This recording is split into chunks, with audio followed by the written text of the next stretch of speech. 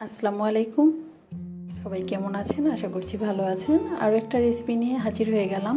আজকে আমি আপনাদের সাথে শেয়ার করব ডিম আর ময়দা দিয়ে ভীষণ মজার একটি পিঠার রেসিপি। আর এই পিঠাটা খেতে কেকের মতো আর খুবই মজার হয়। আশা করছি ভালো লাগবে। তো চলুন রেসিপিটি দেখে নেওয়া যাক। রেসিপিটি তৈরি করার জন্য প্রথমেই আমি একটা মিক্সিং বোলের মধ্যে নিয়ে নিচ্ছি একটি ডিম আর নিয়ে নিচ্ছি 1/4 কাপ পরিমাণের চিনি। মিষ্টিটা আপনারা আপনাদের টেস্ট অনুযায়ী খাবেন। তো দিয়ে দিলাম স্বাদ অনুযায়ী লবণ,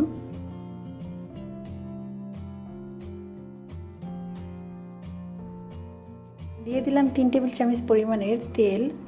এখন আমি সব কিছু একটু ভালোভাবে সময় নিয়ে মিশিয়ে নেব। যখন এরকম সাদা হয়ে যাবে এই পর্যায়ে দিয়ে দিচ্ছি 1 কাপ পরিমাণের ময়দা, চাইলে এখানে আটাও দিতে পারবেন।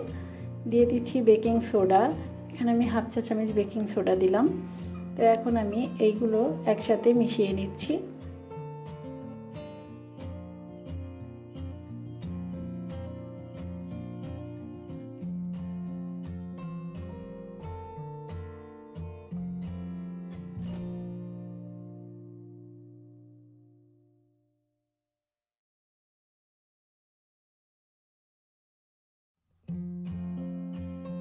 প্রথম অবস্থায় ডোটা একটু নরম মনে হবে, কিন্তু কিছুক্ষণ পরে আস্তে আস্তে এটা শক্ত হয়ে যাবে। তো এভাবেই কিন্তু ডোটা মেখে নিতে হবে। ঢাকনা দিয়ে রেখে দিচ্ছি 10 মিনিটের জন্য। আর এরপরে কিন্তু ডোটা একেবারেই পারফেক্টভাবে রেডি হয়ে যাবে পিঠাগুলো তৈরি করার জন্য।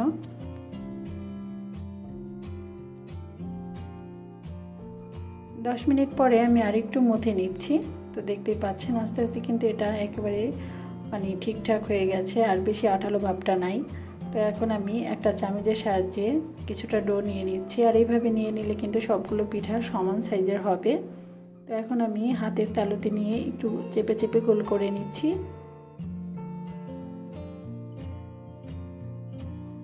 এই পিঠাটা আমি একটু লম্বা করে তৈরি করে নিচ্ছি। আপনারা চাইলে কিন্তু যে কোনোভাবেই তৈরি করে নিতে পারবেন।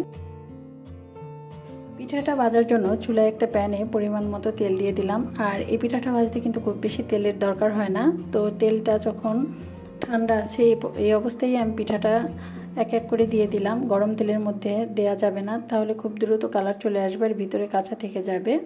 তো আমি অল্প আছে এই পিঠাগুলো ভেজে নিচ্ছি। একটু সময় নিয়ে ভাজতে হবে।